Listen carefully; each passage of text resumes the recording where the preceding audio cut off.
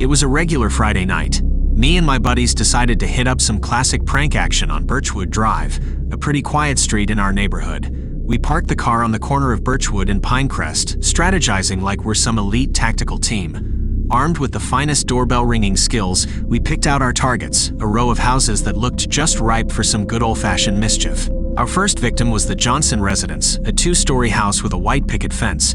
We snuck up to the porch, stifling giggles like a bunch of middle schoolers, and gave the doorbell a hearty ring. Classic move, right? But here's where it gets wild. Just as we were about to make a dash for it, the door swung open, revealing this tall figure dressed in all black. We froze like deer in headlights. This dude looked straight out of a suspense movie, with a menacing grin that sent chills down our spines. We couldn't see his face properly thanks to the shadows cast by his wide-brimmed hat. He didn't say anything, just stared us down with those piercing eyes. We were about to bolt when he let out this bone-chilling chuckle that had us paralyzed. Seriously, it was like something straight from a horror flick. After what felt like an eternity, he finally spoke. His voice was cold and smooth, like a villain in a thriller. "You kids think you're clever, huh?" he said. We managed to stammer out some half-baked apologies, but he just kept on laughing.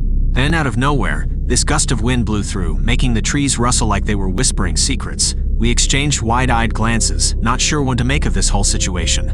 The guy's laughter grew louder, echoing in the night, and he said, "You've trespassed into the realm of the Midnight Watcher." We noped out of there like there was no tomorrow, sprinting down Birchwood Drive faster than Usain Bolt. We hopped into the car, hearts pounding like crazy, and peeled out of there like a bat out of hell. Honestly, that experience haunted our dreams for weeks. We Googled Midnight Watcher and found 0 results, but it's a story we still share every time we're swapping spooky tales. The whole thing felt like it came straight out of a Stephen King novel, and Birchwood Drive definitely went from innocent neighborhood to potential portal to the unknown after that night.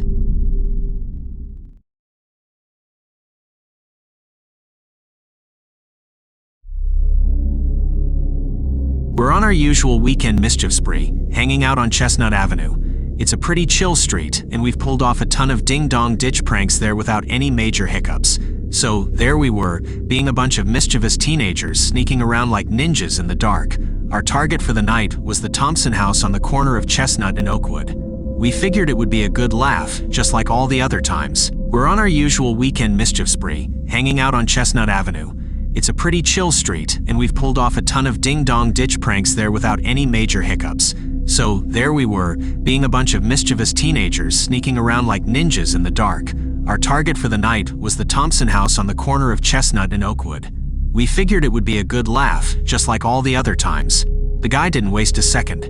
He grabbed one of my buddies by the collar and pulled him inside the house, and then slammed the door shut. We were standing there, jaws on the floor, hearts racing like crazy. This had escalated way beyond our wildest expectations. We didn't know what to do. Should we call the cops? Should we run? It felt like time was moving in slow motion. Then, from inside the house, we heard some shouting and crashing sounds. It was chaos, and we were on the outside, clueless about what was happening. After what felt like forever, the front door burst open and my buddy stumbled out, looking disheveled and scared out of his mind. He managed to blurt out that the guy was some sort of robber and had a stash of stolen goods in his living room. My buddy had seen the whole thing.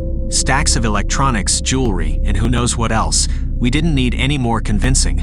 We hightailed it out of there, sprinting down Chestnut Avenue like our lives depended on it. We called the cops once we were a safe distance away, and they took it from there. It was the craziest mix of fear and adrenaline I've ever experienced.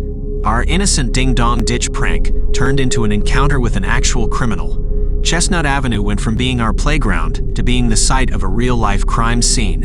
And let me tell you, that's a story we're going to be telling for years to come.